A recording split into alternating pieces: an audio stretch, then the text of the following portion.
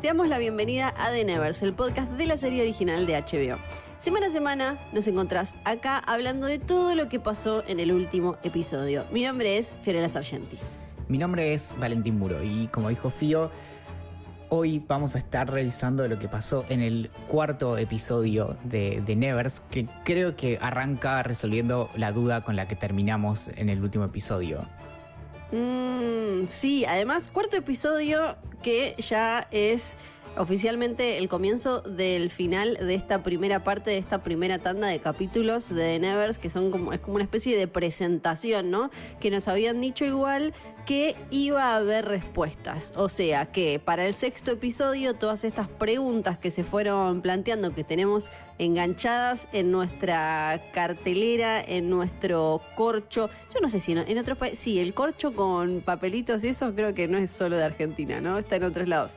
Tenemos ahí un montón de preguntas, vamos a tener respuestas, ya como decías vos, algunas fueron brindadas en este capítulo que se llamó Undertaking, que vendría a ser como... Ay, ¿para vos en qué sentido es? Porque si uno va a traducir Undertaking, podés tener desde la promesa, garantía, misión, tarea. Yo creo que... ¿Con cuál te quedás? Yo creo que es como la connotación de tarea, en el sentido de algo que aparece varias veces, incluso aparece en los primeros minutos. ¿Verdad? Que es esto de tenés como, básicamente en el sentido como medio de misión, ¿no? Y en eso tenés como a Malady y tenés como a Amalia, y es esta cuestión de como, bueno, cuáles son realmente como sus diferencias entre como, cuál es como su juego en última instancia. Sí, aparece un montón el tema de la misión y cada uno qué es lo que está haciendo y por qué. En el episodio pasado hablamos un montón de Amalia, pero más en un sentido, no solo en cuanto a sus misterios, sino en cuanto a su carácter también y la figura y cómo ella es un personaje de peso en esta sociedad y todo el mundo la conoce, que acá también aparece, pero ahora algo que se expandió al resto de los personajes es, como decías vos, la misión, el camino, el fin, a dónde está yendo cada uno y por qué. Eso apareció en ella, apareció en Malady, en Mazen, en todos. Hay como también una cosa de reacomodarse ya con la mitad de esta primera tanda de episodios adentro, como, bueno, así están las fichas para dónde vamos ahora de cada uno de los personajes. Y no dejemos pasar tampoco la otra connotación de Undertaking, que es esto de las funerarias. O sea, es como el nombre de la industria de las funerarias. Y en eso, así arranca el episodio. Y con lo que decía al principio de que se resolvió el misterio, es que efectivamente Mary estaba muerta.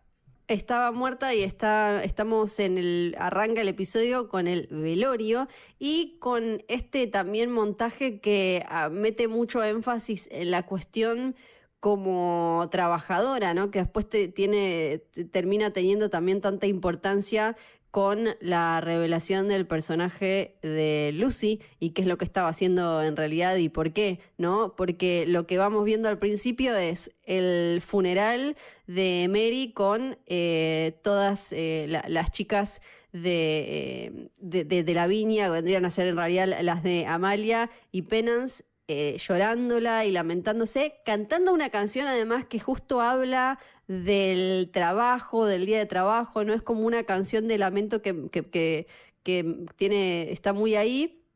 Y por otro lado, los trabajadores de esta planta de Mazen que le están diciendo: oiga, nos dimos cuenta que esto que estamos llevando acá es un tipo de pólvora, esto es para la guerra, en cualquier momento cualquier cosa explota, queremos más plata. Claro, bueno, de hecho la canción que están cantando en el velorio es un himno obrero británico de 1870 justamente, y por eso es que encima el montaje, como vos decías, está casi como armado de manera como muy, muy coherente entre lo que estamos escuchando y las imágenes que un poco muestran y en realidad siguen como profundizando en esta cuestión de básicamente Mazen como alguien que tiene a sus empleados y a quienes obviamente los tiene ahora como en en conflicto, en reclamo como de mejores condiciones y demás, que es algo que está incluso, ¿te acordás? Desde aquella primera conversación en la ópera respecto de la palabra de empleados. O que en castellano no tenemos el doble sentido, pero era entre employee o the employed. Después está la cuestión de cómo lidia cada personaje con el duelo. Y en eso un poco creo que fue quizás un poco obvio, pero esto de Amalia y como alcoholismo que ya había sido insinuado antes, y un poco el cliché de, bueno, voy y tomo y me la agarro con el primero que me encuentro solamente como para descargarme. Sí. Apareció todo, el tema del alcoholismo y el tema de andar besándose, pero a la vez el tema de ponerse en acción para no quedarse quieta y lograr lo que ella quiere lograr, ¿no? Porque en realidad estaba haciendo todo eso. En este capítulo de hoy vamos a hablar de... Yo tengo unas teorías, ya quiero tirar teorías. Tengo unas teorías que las voy a dejar para un poquito más adelante. Como decías vos, el tema de la lucha trabajadora que aparece un montón. El tema de cómo lidiamos con el dolor. Hay unas frases muy importantes también que se hablan respecto a esto, a qué hacemos y qué pasa cuando uno no enfrenta ese dolor. Y alguna que otra cosita más con respecto a revelaciones que tuvimos. Todo eso podemos conversar a partir de No me quiero correr mucho primero del tema de los trabajadores que decías, porque me parece que es algo bastante... bueno, el duelo y esta cuestión de ser como una especie de mano de obra o de ficha de alguien, de peón, de alguien que es quien maneja la historia, creo que se repite en la serie y que ya podemos decir sin dudas que es uno de los temas centrales y que cada vez que aparece Mazen se entiende como esta idea de que hay personas, el hombre blanco como él, que son quienes están capacitados para crear, generar la realidad y manipular la realidad, y que el mundo es como una especie de playground, ¿no? De sala de juegos donde ellos son quienes acomodan las piezas y las herramientas que tienen a mano como les parece, ¿no? Me parece que el capítulo arranca con eso, mostrándonos eso con los empleados, que además esta insistencia de espero más de ingleses. Se hace mucho también hincapié en este capítulo con el tema del Imperio Británico, el león, ¿no? Él habla mucho de esto y de qué es ser inglés y esta cosa obviamente imperialista, de etnocéntrica, de considerarse quienes tienen que tomar las decisiones por un supuesto bien común que en realidad ellos son quienes son los únicos capaces de verlo porque tienen más conocimiento, más racionales, como, ¿no? Como toda esta cuestión que aparece ahí, aparece ya que se lo vea a él cuando va a Amalia, cuando aparece esta frase Casualty of War, que ahora también vamos a comentar, y están los trofeos de África, ¿no? Son todas señales que tienen que ver con esto.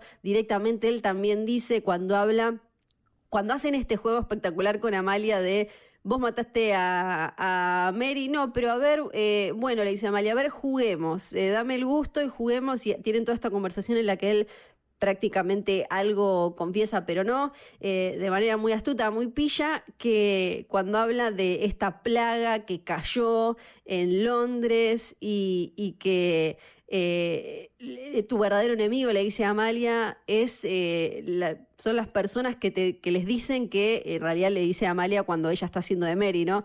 Es la persona que te dice que esto es un poder, que vos sos distinto, y habla vuelve a repetir esto que ya apareció en el primer capítulo, de víctimas es todo lo que se les permite ser, eso es, y de la autopreservación del Imperio Británico, así, y de un poder que se burla de Dios, que esto... Quiero hablar también ahora un poco de la parte religiosa de Penas. Estoy verborrágica. Sí. Hay varias cosas.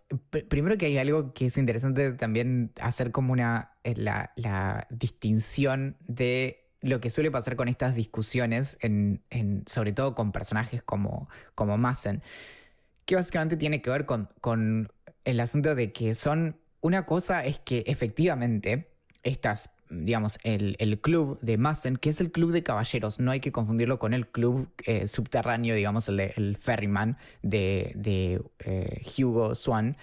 Pero lo cierto es que esos caballeros, cuando él habla como en plural, en primera persona, son quienes efectivamente toman decisiones y efectivamente tienen el poder y quienes efectivamente como llevan adelante, si se quiere, el imperio, como en términos amplios.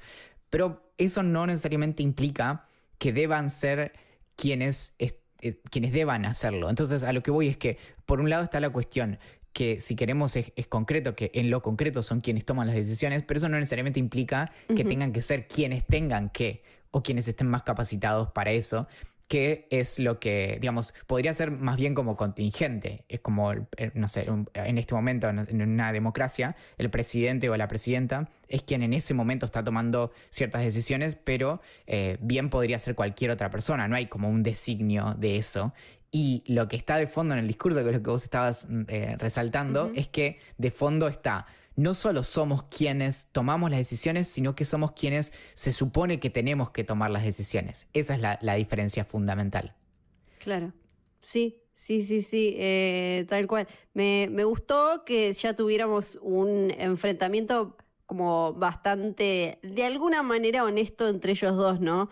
Donde se encontró la forma de que ellos tuvieran esta conversación en la que aparecían un montón de verdades, por lo menos para nosotros, pero sin que esto afecte nada, porque también siempre con la seguridad y él, o con la coraza que sabe que todo esto que vos mencionabas le da, le brinda, lo protege, ¿no? Entonces, por más que él haya dicho todo lo que dijo, ella no puede hacer nada. Entonces, ahí hay como algo muy rico en toda esa escena. Sí, y justo como en torno a eso de cómo empieza también justo vimos un muy divertido tablero de queso que me pareció bastante simpático, que dice, bueno, y no solo eso, sino que en vez de chess, ajedrez en inglés, dice, le llamamos cheese, porque efectivamente jugamos con piezas que son en realidad bloquecitos de queso.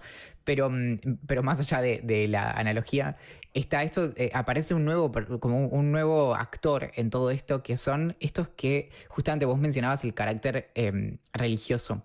Y algo que aparece en la primera escena es que les gritan justamente unos que después nos vamos a enterar que son los puristas, que no habían aparecido hasta ahora, que aparentemente serían como los que se oponen ideológicamente, supongamos, a las personas que fueron tocadas, a las y los touched. Y algo que me llamó la atención es que en la historia británica real no estaban los puristas, sino que estaban los puritanos.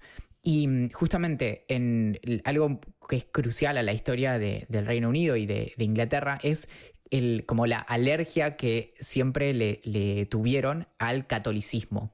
Por eso es que, de hecho, en Inglaterra y el Reino Unido tienen la iglesia anglicana y justamente durante el siglo XVI y XVII, como los puritanos fueron muy importantes justamente en básicamente tratar de proteger a la iglesia anglicana de la influencia justamente católica. De hecho, hay reglas muy estrictas respecto de que un católico no puede acceder a la corona en Gran Bretaña, como dé lugar, sería como el fin del mundo si eso pasara. Entonces me llamó la atención que justo en ese contexto hablaran de esto, que son los puristas, que viene más, si se quiere, como una idea, supongo, como no sería correcto decirle como raza, pero sí como de tener o no ciertas habilidades, comparado con esto de los puritanos, que viene también por ese lado como de la pureza, y un poco esto de los impuros, que creo que también ya es un cliché en muchas ficciones respecto de cuando aparecen personajes que de un modo u otro se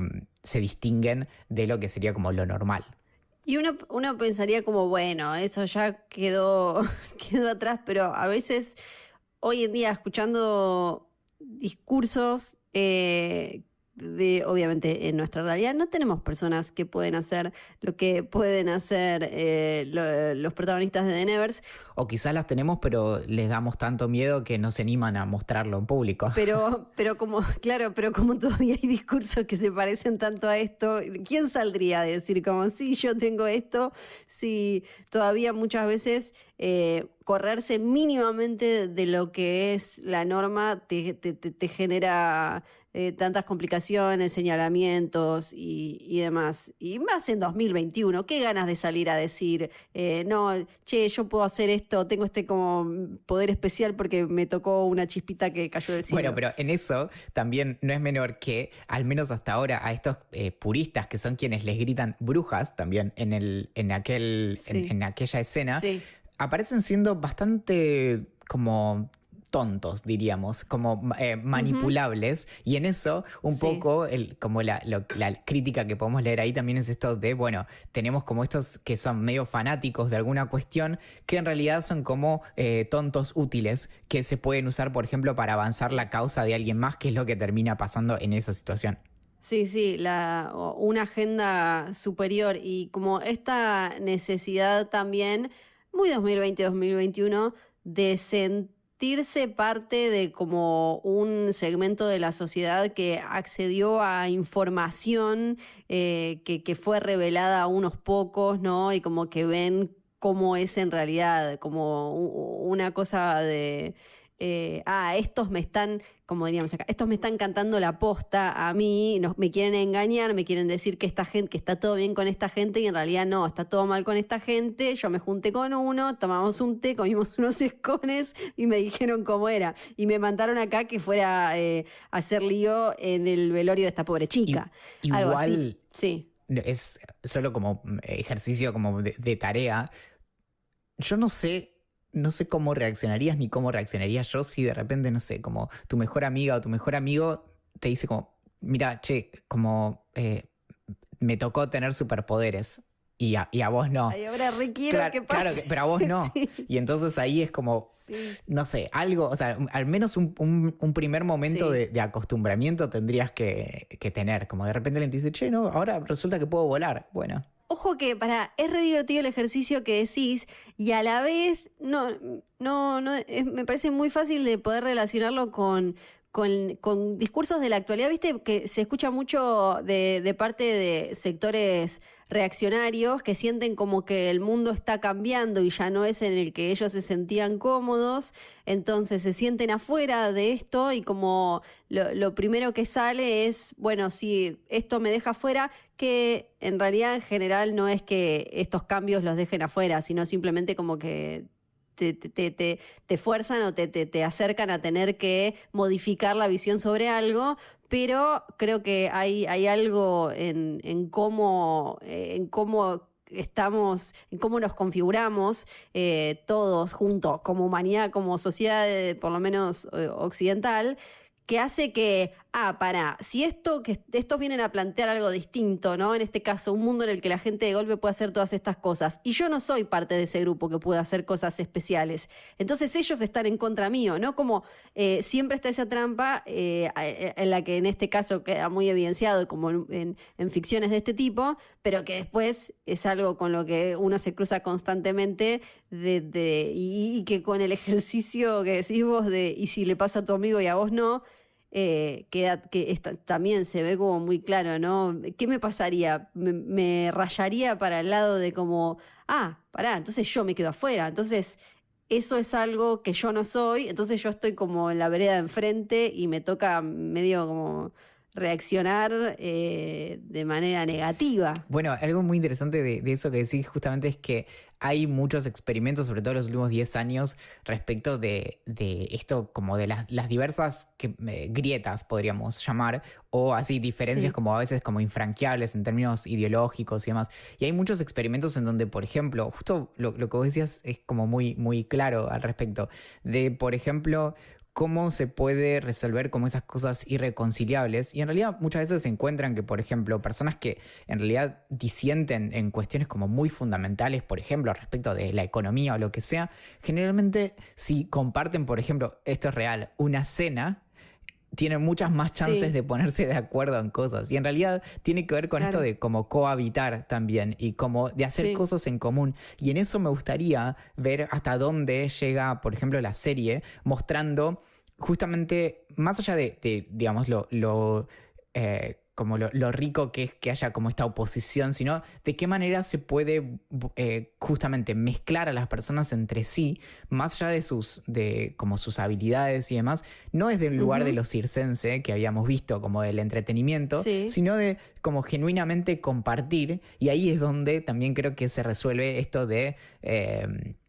que lo hemos visto en historias, por ejemplo, como de superhéroes o cosas así, que muchas veces tenemos como el amigo del superhéroe que no tiene superpoderes, pero encuentra una manera de ser parte y de acompañar a la persona que, digamos, dadas sus habilidades, también tiene como una carga extra que la persona que la acompaña le puede aliviar. Entonces, en eso creo que hay algo para explorar que no sé si lo llegaremos a ver en los próximos 2 episodios o si quedará como para el universo extendido de Nevers. No me quiero poner a hablar de la relación entre Bruce Wayne y Alfred, porque ahí hay un montón de cosas. Es una persona contratada, de alguna manera es un empleado, pero a la vez tienen un vínculo afectivo muy fuerte. Es muy complicada, no me quiero ir Pero mucho no, de pero tema, es así igual, que... lo dije en términos genéricos porque realmente aparece como que medio que todos los seres medio superpoderosos tienen Ujú. alguien Necesitan, que es sí, muy importante, pero que no está como en la misma historia, que no es tipo un superhéroe o lo que sea. Que también, digamos, eso, como imagínate que de repente todos tus amigos se pierde riquezas y de repente como todos tus amigos sí. son iguales. Y Ujú. bueno, y en eso, justamente, creo que a esta altura, como de lo que estamos viendo hasta ahora en The Nevers, empieza a verse un poco más como que en estos 4 episodios, ya a pesar de que no pasa tanto tiempo, empieza a avanzar la discusión y de hecho aparece este personaje nuevo que me llamó la atención, que es esta Effie Boyle, que es la periodista Sí, y que sí. menciona esto de, bueno, no me quedó claro si es que ella es como aspirante a periodista o es periodista, pero dice, básicamente lo que le preocupa es que la prensa está hablando mal de estas personas por algún motivo y que no se justifica, dice. Sí, aparece como que en este capítulo un poquito el cuento que está haciendo la prensa, lo que llega con respecto a la muerte de Mary, cuando al principio las chicas discuten porque dicen que están dando por hecho que fue Malady quien mató a Mary y entonces Penance dice, bueno, pero tienen por qué pensar eso, ¿no? Y Amalia está más... No, pensémoslo, no me parece que sea tan así.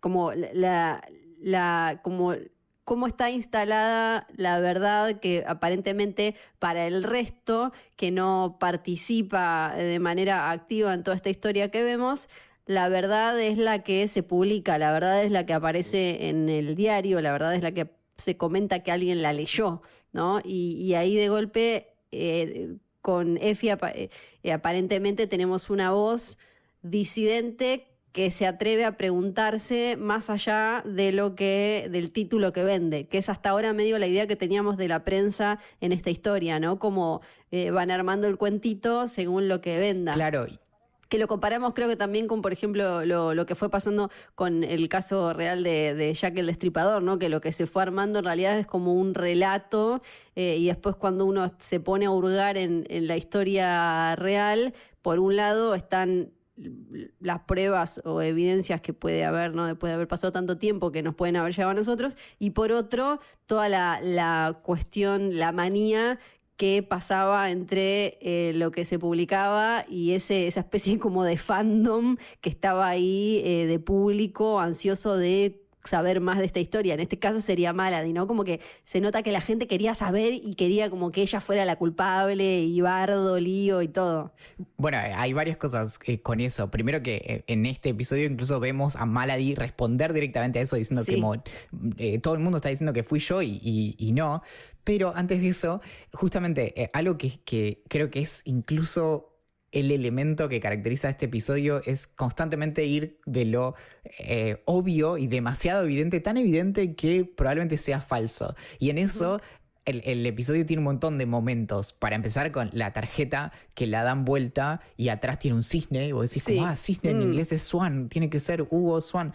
Pero Y, no puede y lo ser. primero que pensás es como realmente como tan obvio va a ser todo. Bueno, y con eso también hay mucho como de... Me gustó porque es un episodio muy como decíamos la última vez, de Conan Doyle, como muy Sherlock en ese sentido, con esto de cómo toman, lo que vos decías antes, de cómo se ponen a investigar como en conjunto y demás, y esto de trascender lo obvio.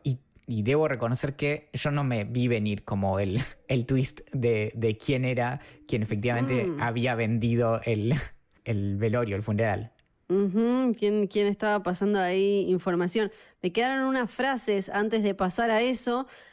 Grietas decíamos, cuando hablan Annie y nuestro amigo Horacio, que están en el escritorio de Amalia, que Bonfire Annie dice como, bueno, al final me vine para acá, me sumé a este equipo, y esta otra que es la líder no está, ¿no? Como toda esta historia que también ahora vamos a hablar un poquito de toda la charla entre Penance y Amalia sobre qué hacer con el dolor y cómo también ser una imagen para las chicas que estaban sufriendo y demás. Pero hablan entre ellos dos de las falencias de Amalia y esto y el otro. Y él le dice, no queremos más violencia. Y ella le dice, esto es Londres, doctor, siempre hay más. Y pensaba en como todo, en todo, como que eso resume también un poco todo y por qué uno entiende que la serie haya elegido este momento histórico para contar y jugar con esta historia del misterio de por qué de golpe apareció algo que hizo que algunas personas tuvieran superpoderes y demás, y que casi todas fueran mujeres, ¿no? Como esta época tan particular y de tanto, como dijimos en el primer capítulo, donde tantos millones de personas de golpe iban a esta ciudad en la que además justo eran más o menos años de, por un lado, puritanismo, y ahí aparecen representados de manera extrema estos que están en contra de las personas touched, y por otro lado de cambios, desde cómo de cambios totales, desde qué se consumía, cómo se consumía, las relaciones entre géneros, desde los trabajadores y la figura del trabajador y quién tiene las riendas de la historia, ¿no? Como todo, y ahí otra vez volvemos a la religión, porque vos hablaste no sé si mencionaste o si yo me quedé, pero bueno, estabas hablando del catolicismo y me acordé que también en este capítulo que volvemos a ver apenas hablando con Ogi y de alguna manera arreglar eso que se había roto, y que además el problema, además de que Penance fuera parte de las personas touched, era que ella era irlandesa. Sí. ¿No? Y justo en este capítulo también Penance, ya en el primer capítulo, cuando empieza, perdón, el episodio, cuando están hablando de Odium, de Nicholas Perval, dice caminar, ¿cómo es que dice? Caminar sobre el agua, hace como un comentario sobre caminar sobre el agua como si fuera una especie de, bueno, como de o herejía o de para hacer algo tan cruel, tan vil o una cosa, ¿no? Como que hay un par de momentos Dice, donde tiene... No, justamente, dice la blasfemia de Eso, caminar eso. sobre el agua Sí, con el eso. propósito de asesinar. Y es como, es que medio que lo dijimos el otro día, es algo como muy, muy divino caminar sobre el agua, justamente. Y ahí es como, no, ¿cómo lo vas a usar para eso?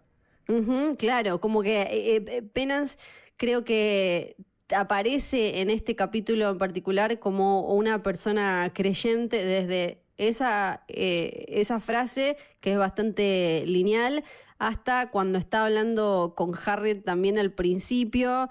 Y todo lo que dice también con Amalia sobre el despedir a una persona, ¿no? Sobre como el rito de el entierro, el velorio, el funeral. Hay como una cosa que para ella claramente es un proceso de despedida que le parece vital y que le dice a Amalia, como yo voy a estar tranquila porque yo fui y me despedí de Mary y vos no.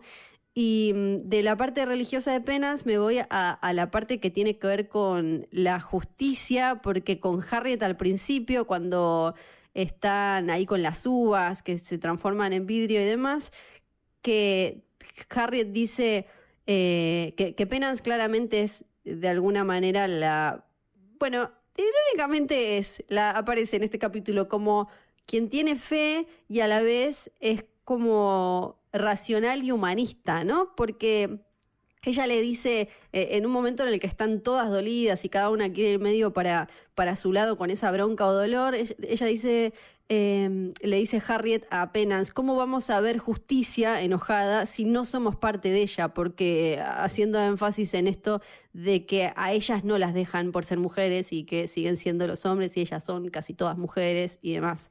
En eso también la serie siempre va como un pasito más. Entonces, como respecto de si querés pensarlo como en términos de un gradiente de privilegios, entonces es como no solo es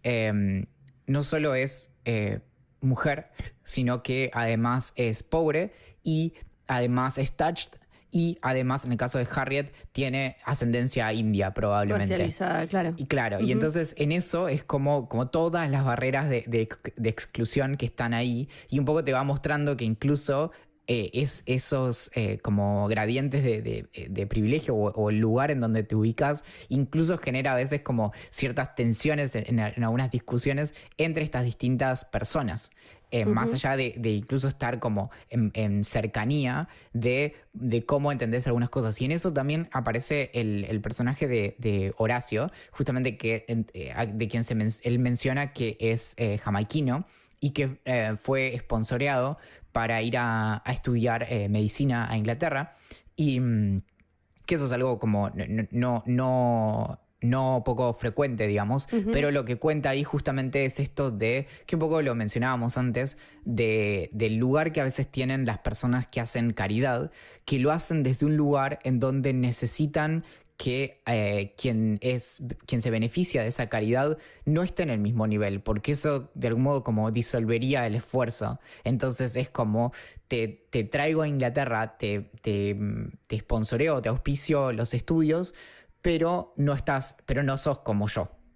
Y un poco en eso justamente es donde cada vez más, creo que cada episodio van un poquito más profundo en esto de, no sé como qué adjetivo usar, pero el lugar en donde empiezan a poner a Lavinia respecto de, sí. Porque medio que no lo sabíamos, pero de lo que nos estamos dando cuenta es que en realidad medio que nunca nadie la tuvo muy cerca. Sí, como todos dicen como, sí, mira, amiga no era, pone la plata para mantener este lugar, no entendemos bien por qué, pero no es que se dio vuelta, nunca estuvo del otro lado.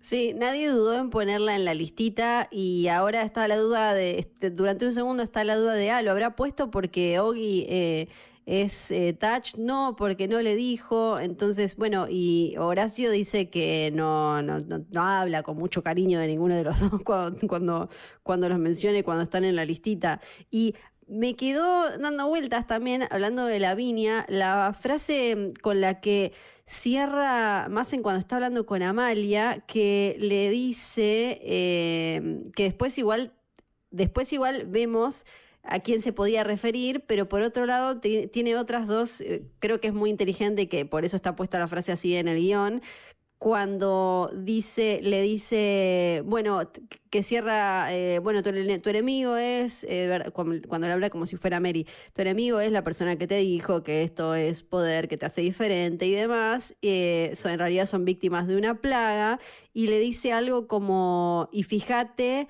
la mujer, le dice la mujer que sabía que ibas a estar en el parque, que por un lado en ese momento es divertido porque un poco le puede estar echando la culpa a Amalia, porque otra idea que anda dando vueltas por el episodio es, bueno, al final vos, Amalia, también un poco las expusiste o las exponés o la expusiste a Mary porque sos la líder y no estás tanto ahí, ¿viste? Y no estás tan pendiente y no estás como muchas veces no te adelantás a lo que puede llegar a pasar, irónicamente, cuando vos tenés como pedacitos, flashes del futuro. Por otro lado, de Lavinia, ¿no? Lavinia entra también en la figura de alguien que sabía que ellas iban a estar en el parque, y Lucy, obviamente. Sí, en eso igual hay un par de cosas como que creo que se prestan a varias como interpretaciones, y en eso está como el que no sé hasta qué punto los propios personajes también tienen como una idea muy completa de lo que está pasando, porque en eso justamente Amalia no tenía tanta idea. De hecho, ella no fue la que tomó la decisión, no sé si te acuerdas, de ir Sí. al... fue medio... obviamente ella lo propuso originalmente, pero después la decisión vino de otro lado. Obviamente ella podría haber intercedido Ujú. y proteger, pero no es que las mandó ahí, sino que de hecho se enteró después. Igual algo que me pareció brillante y dije, tengo que ver cómo poder incorporar esto a mi vida, es esta frase de, ya recibiste todas las condolencias que podías, así que te ofrezco algo Sí. para tomar. Y ella dice, es un poco temprano. Y bueno, Sí, está bien. pero los señores somos Sí, así. sí. Y bueno, después está esta declaración de guerra también, que creo que se Mm, venía como desde aquella sí. primera conversación que vemos como entre estos señores en una nube de humo y demás, que hablan como de, bueno, es un ataque y es una guerra y no sé qué, y en eso, por eso es que también se empiezan a ver mejor como cuáles van a ser estos bandos. Ujú. Estos bandos en los que tenemos entonces ahora a Lucy, que era una doble espía, que tenía doble camiseta, que estaba... Porque, y esta es una pregunta que puedo enganchar con la de que hiciste de qué pasa si a tu amigo, a tu amigo le toca tener poderes y a vos no. Porque qué pasa si el poder que te toca la capacidad especial y espectacular no es tan espectacular como la de Lucy, que de golpe es no puedo tocar a nadie, no puedo relacionarme con nadie, rompo todo, la historia trágica de su bebé, que era como todavía más trágica, ¿no? Es como, bueno, ¿y qué pasa? Entonces cualquiera que se me acerque y me diga que me puede curar esto, yo lo voy a agarrar. Voy a Claro, sacarme de encima esto que me están diciendo, por un lado me dicen como, no, bueno, está todo bien, es parte de quién sos, vení, acá hay una comunidad que te está abrazando, y pues sí, pero para mí es una carga, no es para ustedes es más fácil porque los suyos son más divertidos. es que en eso está la cuestión como ambivalente de haber sido tocada o tocado, que es que de repente te puede, no sabemos todavía qué hay en como en ese sótano de Lord Massen, pero supongamos que le generó, no sé, algún cambio físico o lo que sea, y de repente es como, bueno, es esto de, ya es, obviamente no elegí nacer así, como Ujú. sería quizás en términos concretos, pero sí es, no elegí que me pasara esto, y obviamente Lucy justamente no eligió como hacer daño a partir del desarrollar esto, Sí. y en eso hay un poco también como de resentimiento hacia como sí misma, su como condición de haber sido tocada, y de algún modo contra las otras personas que estén como que por lo que representan también. Entonces, eso es como lo que acá nos muestran que la vuelca a de algún modo como traicionar a, si se quiere, como a los suyos. Ujú, sí, y en Lucy también aparecía enganchando de forma no solo física, porque estaban también como en un ámbito, casi en el mismo ámbito, esto de la cuestión trabajadora, ¿no? Que parecía al principio ser medio como el tema de Lucy. Claro, sí, que de ahí es donde supuestamente como Ujú, saca la data y termina como aliándose con el más explotador. Y en eso, también para continuar con esto de la guerra, está la definición del enemigo, que me pareció sí, notable también, que dice, bueno, el enemigo finalmente es como quien generó esta situación. Y en sí. eso lo que está clarísimo es que tenemos como dos elementos de enemistad, que por un lado sería como el lado como del complot, que todavía lo que no me queda claro, y supongo que eso es esperable, es si quien generó la cuestión como de quien puso en marcha ese aparato en el cielo y básicamente generó como a las personas que fueron touched, lo hizo para el bien o para el mal. Ujú. Bueno, tengo ciertas teorías, ahora las estoy dejando para el final, porque tienen que ver con Amalia, pero dijiste enemigo, enemigo y también esta idea de quién en contra de quién suena también con Malady hablando con Mundi, ¿no? Cuando no, le dice yo mato a los ángeles, le dice no, y alguno que otro, nada más. pero yo no ando matando, y como que ella nunca hubiera matado a Mary, además de que la quería como mascota, porque bueno, claramente es una persona que no está... Sí. Si hay algo que no está abrazando del todo la coherencia y la racionalidad, pero ella también, ¿no? Planta esto de, no es tan fácil de señalar quién está en contra de quién, y todo puede tener ahí como su vueltita y demás. Vamos a ver seguro en el episodio que viene si había detrás un plan, si ella quería que la agarraran. ¿Por qué? Porque después de todo lo que hizo, que de golpe lo fuera a ver a Mundi, se escapara de esa manera, la atrapara tan fácilmente con 3 golpecitos, yo ahí pongo un signo de pregunta. Porque, bueno, lo que pasa es que nos enteramos que Mundi era un boxeador, ojo. Sí, claro. Y en eso, no, pero una manera de verlo también, siguiendo como la retórica del episodio, es esto de, en realidad, todas las personas que vemos en la serie, en cierto modo, podríamos pensar que son víctimas de una situación. Es decir, todavía no sabemos si es que hay un tercero que no conocemos todavía, o si está entre los personajes que ya conocemos, pero de repente es como una situación que le cayó a todo el mundo de manera distinta. En particular también está esto de que dice Mason, justamente con su obsesión con la armonía. Teníamos como todo como súper bien armado, y de repente aparece este aparato en el cielo, y nos empieza como a jorobar todos los planes que teníamos.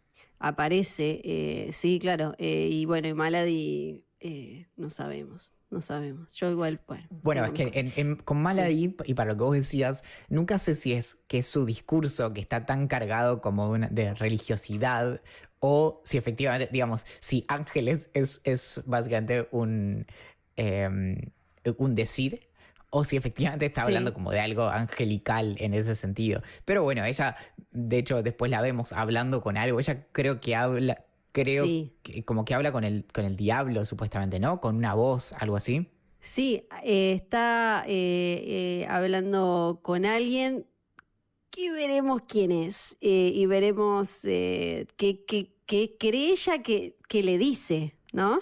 Bueno, en principio está hablando a alguien, no sabemos si con alguien, no sabemos si del otro lado alguien escucha. Exacto, y ella le dice, ahora me quedo con ganas estoy buscando porque me lo había anotado, ella como que le dice que ya hizo, ¿no? Como que ya hizo la tarea, básicamente, ahí como está medio como esa idea en ese momento.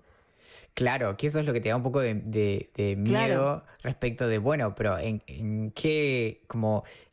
lo que parecían actos como completamente aleatorios, ¿eran parte de un plan? Sí, claro. Y dejé para el final, que te forcé a no mencionarlo hasta ahora, mis teorías, en realidad, todo para hablar de mis teorías. Pero antes tenemos que hacer la mención de los dispositivos de este episodio. Es verdad. Que apareció ese bichito que tira gas, que me pareció hermoso. Que es como una ratita con ruedas y musiquita que tira gas, y dije como, bueno, me encantaría uno de esos. Y después la grabadora escondida en el vestido. Muy buena. Que de hecho, bueno, lo divertido de esto es que juegan mucho con como desarrollos más o menos contemporáneos. Entonces en eso, de hecho, se usa cera para grabar de manera como física, justamente. Solo que bueno, ella se armó como una especie de, podríamos decir como Walkman. No sé si se perderá la referencia para algunas personas, pero es como un Walkman y un micrófono en el bolsillo.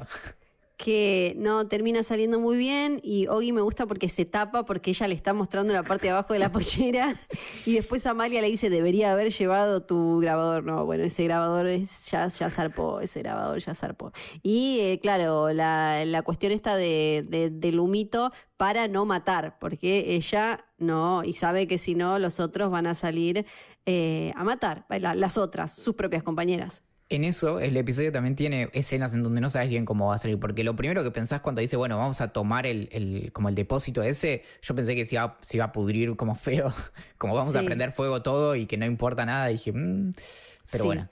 Pero no. Mesura, y mención aparte antes para Nimble-Jack, buen truquito, ese de poder ir haciendo esos, ¿no? Como círculos.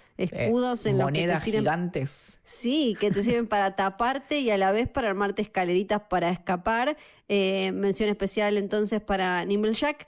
Y al final, Para hacer entonces, percusión también, me imagino, ¿no? Como que podés ir como es verdad. armándote la tipo esta, ¿cómo se llama? El tipo Blue Man Group se llama. Sí. O Stomp.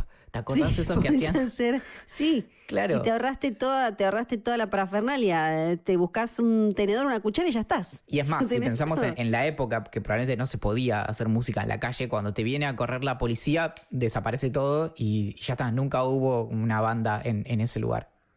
Mi momento favorito del episodio, en realidad mis cuestiones favoritas del episodio, hay dos conversaciones, tienen que ver con lo mismo, porque al final, una especie de semi-revelación.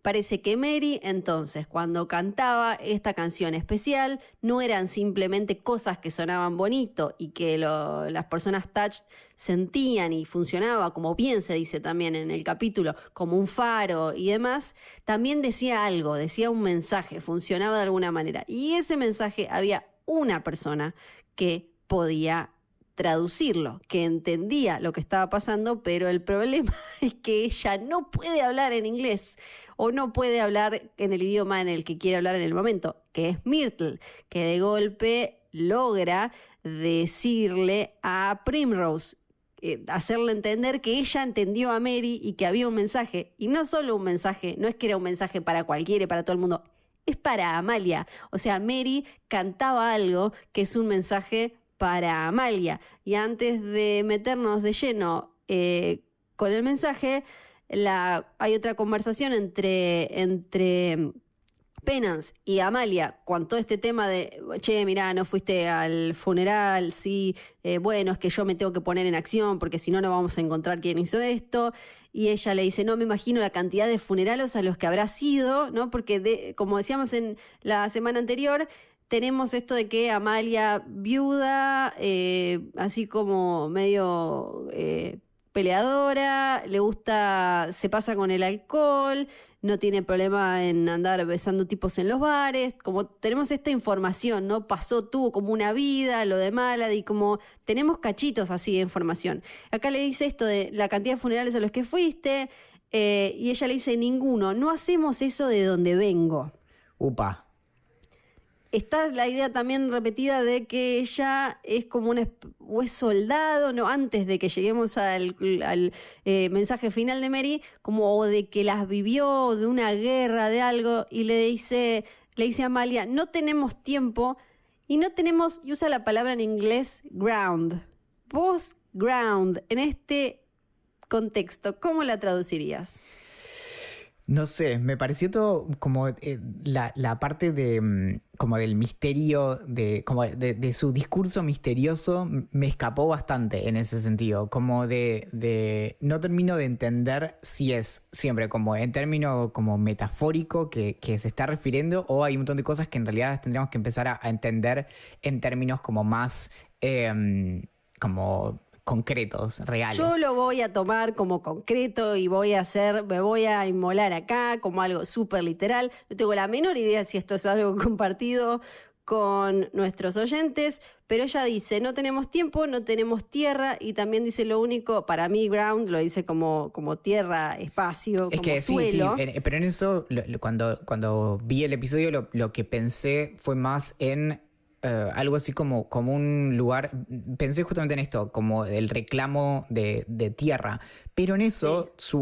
Si no me equivoco, su acento es inglés, de hecho, no es como estos otros que estábamos viendo que son como lugares que quizás están en medio de una disputa. Entonces, en eso no me queda claro como de dónde se supone que tendría que ser, no sé, como algún lugar con reclamo de tierras. ¿De dónde o de cuándo? Porque también dice, lo único que hace el tiempo es escaparse o una cosa así.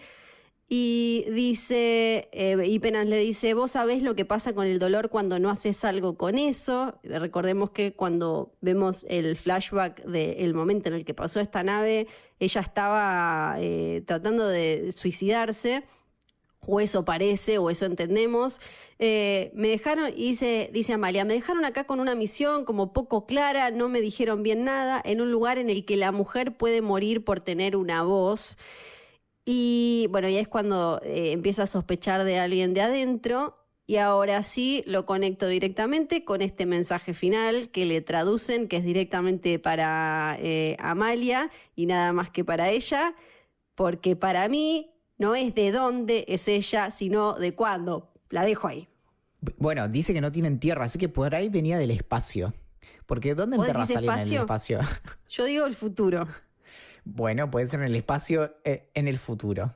No hay tierra porque en el futuro la pudrimos, básicamente. Bueno, ya sabemos, igual que la pudrimos Bien. porque nosotros pero, estamos en su futuro. Pero atendamos eso un segundo.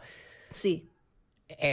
¿Sufrió algún tipo de amnesia o no? Eso es algo como clave en todo esto, porque si ella efectivamente viene del futuro y la está careteando tanto hasta ahora, como no hubiera hecho algo más como... Es otra pregunta, la segunda pregunta que podemos dejar de tarea, como pensar, ¿cómo te comportarías vos si ahora te subís a un auto y le pedís que vaya a cierto lugar y en realidad no va a ese lugar, sino que te deja hace 120 años en Inglaterra? Bueno, es que hay mucho hincapié en esto de me dejaron sola acá y no sé bien qué es lo que tengo que hacer. Aparece mucho esto como, y que en este capítulo el tema, uno de los temas es ella como líder y qué es lo que tiene que hacer y cómo manejar al resto, y ella diciendo, a mí me gustaría ser una de ustedes y no tener toda esta carga y demás. Yo creo que, y ella como soldado, y digo como soldado porque no como capitán, no como capitana, sino ella como soldada también, ¿no? Y de golpe le tocó esto y le tocó este lugar. Bueno, Y sí. sí, que justo con esto que decías antes, como de sin órdenes y sin objetivos, eso aparece varias veces. Cada vez que le cuestionan su liderazgo, surge esto de como, bueno, estamos siguiendo a esta mujer, pero no sabemos bien a dónde nos está llevando. Y por eso es que la comparan con Malady también. Que en última instancia, si querés, como el plan de Malady parece ser como más bien caótico. Y Amalia es mucho más ordenada, pero al mismo tiempo es como, pero ¿cuál es como el objetivo final? Como hasta a dónde estamos yendo, a dónde nos está llevando. Y no queda muy claro tampoco. No, el mensaje, para quienes lo quieren refrescar, dice, y lo voy a decir en femenino porque entendemos que se lo dice Amalia, pero vieron que en la traducción en inglés es como, a veces hay cosas que no tienen género y demás. Dice Amalia, mi soldada solitaria, algo sobre... Y acá otra cosa, porque vos hablabas del acento, dice algo sobre usar o vestir rayas y usa la palabra stripes. Lo dejo ahí. Usa la palabra stripes. Dice... Sí, que eso también lo que pensé justamente en el momento fue... Pero no tiene nada que ver, solo lo tiro por la posibilidad lógica. Lo dejamos todo acá sobre la mesa. No, los pijamas. Y no creo que sea eso. Pero también el clásico como... como la forma en la que te obligan a vestirte o te obligaban a vestirte para ir a la cárcel también. Pero no sé, digamos, son todas posibles como formas de usar rayas. Y lo otro, obviamente, es la referencia americana, norteamericana, pero raro. Lo dejamos. Todo lo ponemos en la mesa, no sabemos. Sin juzgar. En este espacio es un espacio seguro en donde que las ideas fluyan. Por ahí eso, como la dejaron en pijama, por eso dice, como te dejaron vistiendo rayas. Claro, porque le dice, no te dejé, yo no te abandoné, fui adentro de la ciudad, y esto también dice, I was damaged, ¿no? Como fui dañado, bueno, claro, es también una expresión como particular, ¿no? Claro, el asunto con esto es que es como una... Es una traducción y además es una traducción de una traducción de cómo lo está recordando alguien a través de la traducción. Entonces por eso juegan, creo que con esto de justamente como ¿cómo se dice cuando algo está roto o incompleto, dañado, dice, claro, tenía que sanar, recuperarme, que sanar. Pronto todos vamos a estar listos. Pero está oscuro, hay una oscuridad. Todos nosotros, dicen todas nosotras, dice Harriet, que es lo que decía la canción, tenemos que juntarnos y protegernos entre todos por la oscuridad. y va cerrando. Y bueno, ella, Amalia, cuando dice lo de la oscuridad, ya se larga a llorar. Lo acabo de resolver. Sí. Lo resolviste. Sí, está todo en mi cabeza. Le está hablando Sí. Esto es como un mensaje de texto. Sí. Que le está mandando un WhatsApp, que le está mandando esa cosa que brillaba, ¿te acordás? En ese lugar como que estaba la mina y que estaban como minando algo. Es eso. Le está hablando como... Bueno, yo... No sé. Los que vieron Lovecraft Country el año pasado, si no la vieron, vayan a verla, por favor, que es una belleza espectacular. Vamos a estar todos tirando acá todo tipo de... Y esa, la del WhatsApp que decís vos, a mí no me extrañaría. Venía a encontrarme dice, hay algo como deja que te ayuden quienes quieran. Después venía acá abajo, ¿no? Y por eso, ¿no? Oscuridad acá abajo. Sí. Antes de la oscuridad, así podemos salvar, y ahí termina. Claro, y pum, disparo. Bomba. Y bueno, oscuridad acá abajo, adentro de la ciudad. No sé, lo cual también te hace pensar, ahora que lo estás diciendo, que quizá lo que nosotros vimos como este avioncito, necesitamos un buen apodo para el avioncito que tiraba como los copitos estos, que los largaba porque se estaba rompiendo, tal vez estaba como, quizás estaba yendo en picada. No parecía, porque no parecía justo irse hacia abajo, sino que medio como perderse en las nubes, pero como que ese aparato se estaba cayendo y termina adentro de la tierra, donde empiezan como a minarlo, no sé. No había pensado, claro, como que yo no me había detenido tanto en la cuestión nave, máquina. No, es que a mí me obsesionó, como que y además cuando vi... sentido. Sí. Y no volvimos, ya hace bastante que no volvemos a ver escenas en donde se muestre esa cuestión misteriosa bajo la tierra, donde están minando como estas cosas medio brillantes. Sí. Y en eso también puede ser que esto que le habla sea como algo como no humano, como tipo una energía, un ente, algo informe. Una inteligencia artificial. Bueno. Del espacio. Bueno, del espacio. Del futuro. Bueno, la dejamos ahí, porque si no, mira Laura, qué es lo que estuvimos hablando. Nos queda el episodio 5, el episodio 6.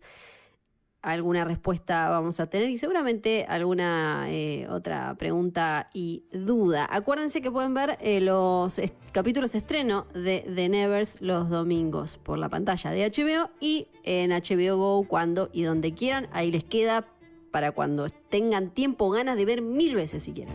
El próximo episodio se llama Hanged, como colgada o colgado. Sí. Y en eso no sé hacia dónde apuntarán o de quién se tratará. ¿Y el final? ¿Cómo se llama? ¿El sexto? Ay, no lo tengo acá. El sexto se llama True. Ajá. La clave es tener un nombre que se preste a... Sí. Exacto. Bueno, nos pueden escuchar en Spotify, Apple, Google Podcast o cualquier app de podcast, y ahí también obviamente encuentran podcast de muchas de las otras series que ofrece HBO, como Watchmen, Perry Mason, The Outsider, Euphoria, Westworld y muchas más. Gracias por escucharnos, yo soy Fía Sargenti. Mi nombre es Valentín Muro. Esto fue el episodio número 4 de The Nevers, el podcast de la serie original de HBO.